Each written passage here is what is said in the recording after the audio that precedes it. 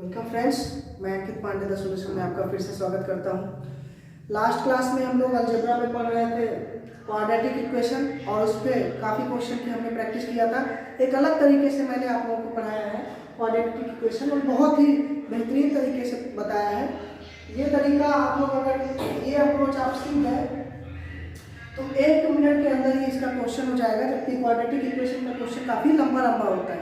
चलिए, एक क्वेश्चन लिखा है, इस टाइप का क्वेश्चन मैंने कराया भी है। फिर से देखिए, x² - x + 1 = 0, इसका रूट अल्फा और बीटा है।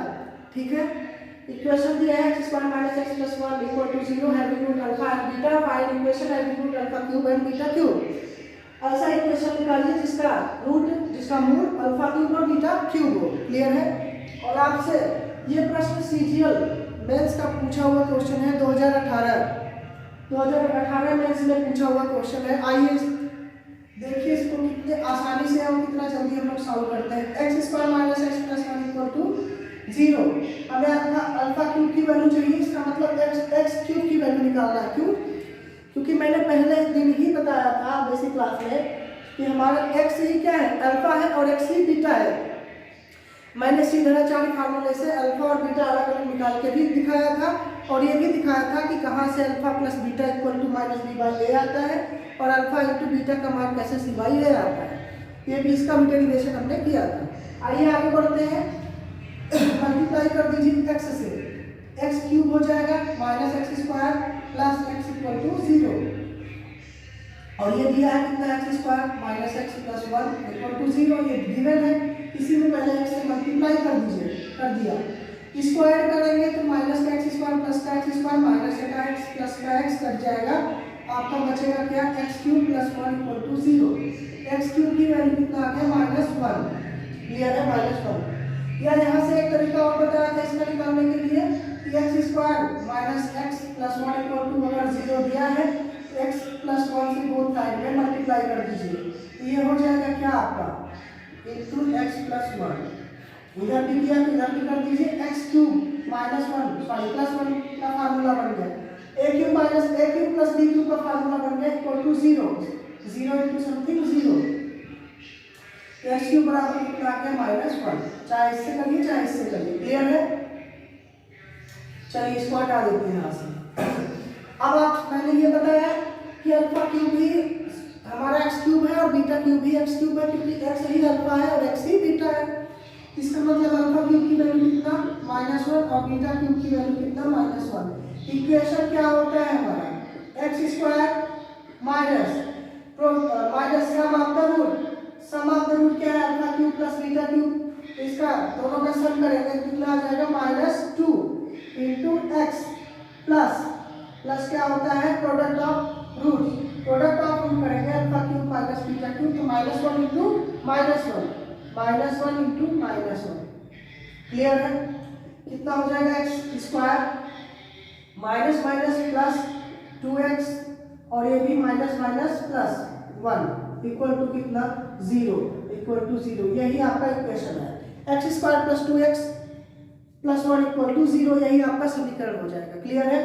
देखेंगे आप 2 से 3 लाइन में 20 से 25 सेकंड में इस प्रश्न का आंसर हमने दिया। यहाँ से सीधा x की वैल्यू ये निकालना मैंने बताया है, बहुत बेहतर तरीके से आप लोग जानते हैं। और इसके बाद बहुत आसानी से हम लोग 2 से 3 लाइन में इस प्रश्न का आंसर निकाल लेंगे 20 से 25 सेकंड में। ओरल भी निकाल सकते हैं, जिनकी कैलकुलेशन अच्छी है ओरल भी निकाल सकते हैं, लेकिन आप लोग ओरल नहीं पेन उठाएंगे, पेन और पेपर का यूज करते हुए 2 लाइन में सही तरीके से क्वेश्चन का आंसर निकाल देंगे। ये मेंस का सीजीएल मेंस 2018 का पूछा हुआ क्वेश्चन है। क्लियर है? और जिनको ये तरीका नहीं पता है वो काफी लंबा यहाँ से लगाना शुरू करेंगे, यहाँ तक लगाएंगे और लगेगा कि बहुत बड़ा क्वेश्चन लगा रहे हैं। क्लियर है? सही अप्रोच अगर लेंगे आप तो एसएससी का कोई सा भी क्वेश्चन बहुत लंबा नहीं जाएगा, 4 से 5 लाइन में हो जाएगा। कुछ एक आध क्वेश्चन की बात नहीं कर रहे हैं, बाकी सारे क्वेश्चन 90% क्वेश्चन आपके इसी तरीके से लगते हैं। लेकिन कुछ लोग ऐसा बताते हैं, ऐसा समझाते हैं, ऐसा सोल्यूशन लेते हैं उसका कि बहुत लंबा जाता है और स्टूडेंट को लगता है कि ये बहुत बड़ी चीज़ बता रहे हैं, लेकिन बहुत बड़ी चीज़ नहीं होती है। एसएससी क्या है, छोटी छोटी चीज़ें पूछता है आपसे, कम समय में आप कैसे कर पाते हैं उसको। क्लियर है? इसका स्क्रीनशॉट लेंगे और आपका ये समाप्त हो गया है। क्वाड्रेटिक इक्वेशन और अलजेब्रा के कुछ और बेहतरीन क्वेश्चन हैं जिनकी हम प्रैक्टिस करेंगे। इसका स्क्रीनशॉट लीजिए, अगले क्वेश्चन की तरफ चलते हैं। चलिए, एक अगला प्रश्न आपके बोर्ड पे लिखा है, बहुत ही अच्छा क्वेश्चन है, ये भी सीजीएल मेंस में पूछा हुआ क्वेश्चन है, सीजीएल मेंस का पूछा हुआ क्वेश्चन है। चलिए, दिया है आपका a + 1 x equal to root a + 1 by root a, y equal to दिया है √a - 1 by root a, find x power 4 plus y power 4 minus 2x² y²। x का मान दिया है √a + 1 बाई रूट a और y का मान दिया है √a - 1/√a, x power 4 plus y power 4 minus 2x² और y² का मान पूछ रहा है। क्लियर है? आइए इसका सॉल्यूशन देखते हैं।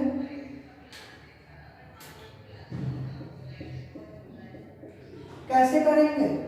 x की पावर 4 प्लस y की पावर 4 माइनस 2x² y² दिया है।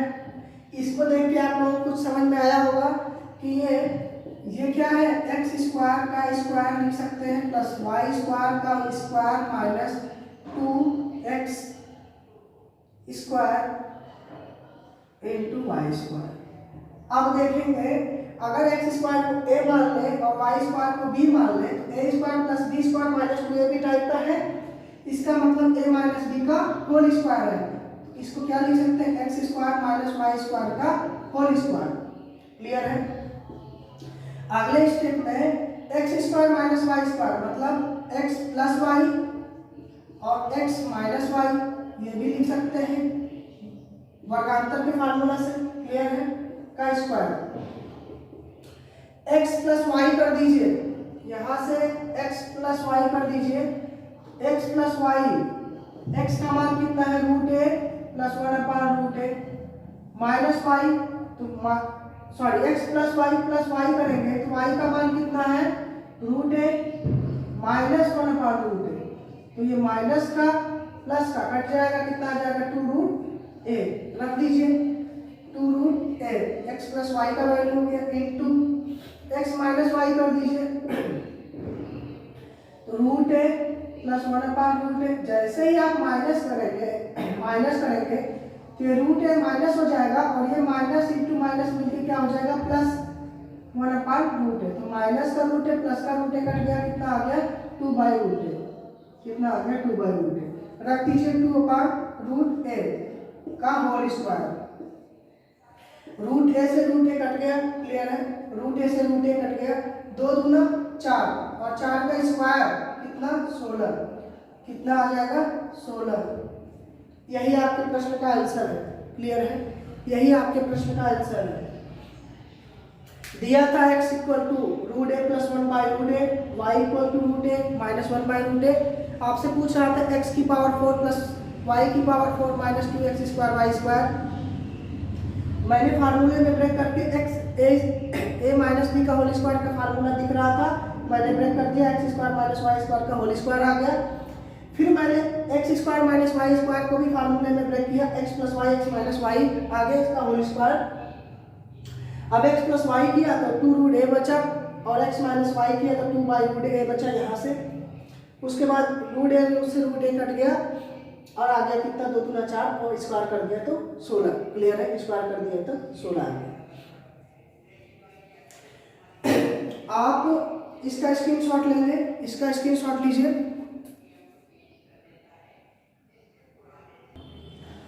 इस प्रश्न का आप दूसरा मेथड देखिए। मैं 2 मेथड इसलिए बताता हूँ कि आपको एक न समझ में आए तो दूसरा आ जाए, और कुछ न समझ में आए तो भी ये मेथड जो मैं बताने चल रहा हूँ ये तो आपको समझ में आएगा।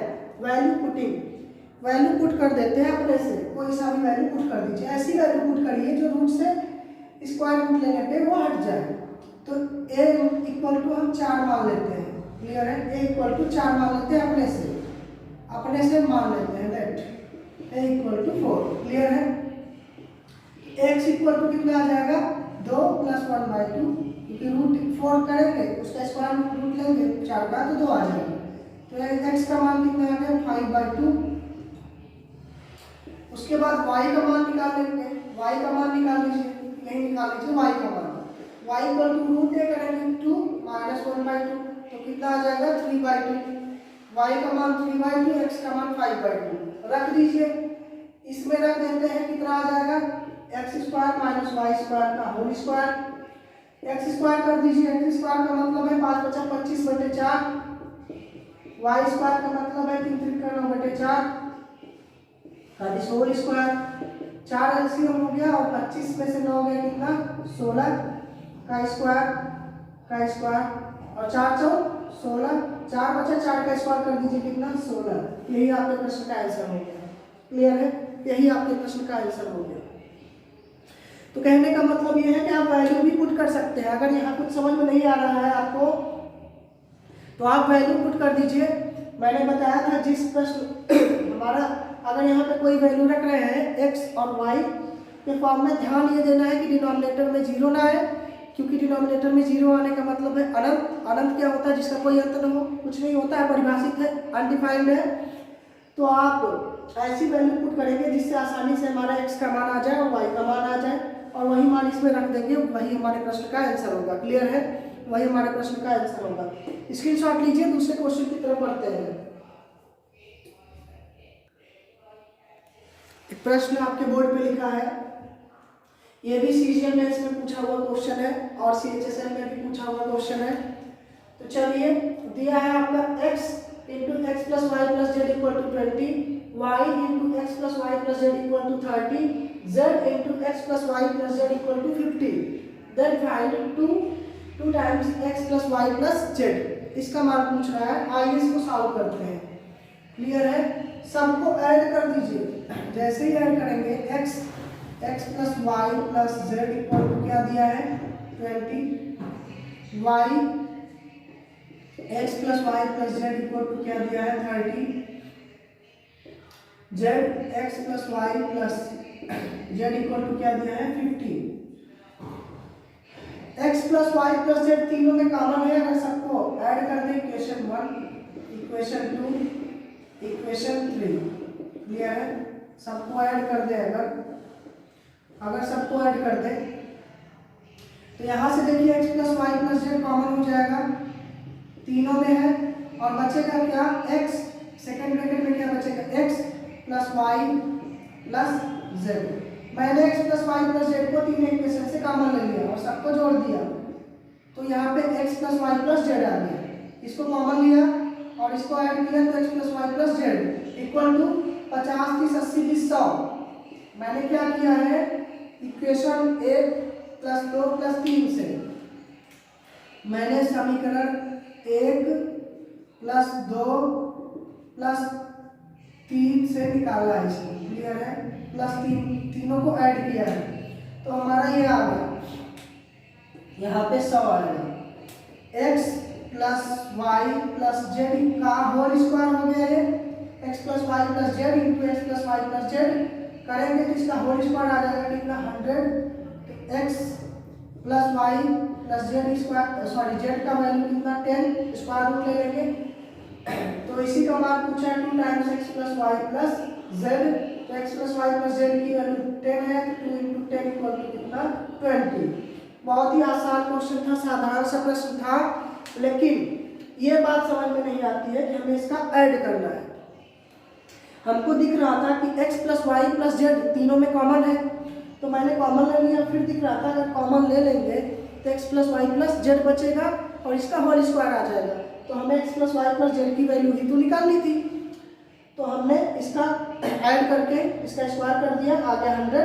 x plus y plus z की वैल्यू कितना 10 और उसके बाद मल्टीप्लाई कर दिया 2 से, आंसर आ गया। क्लियर है, चलिए इसकी प्रैक्टिस करेंगे, फिर मिलते हैं अगले क्लास में। Thank you guys.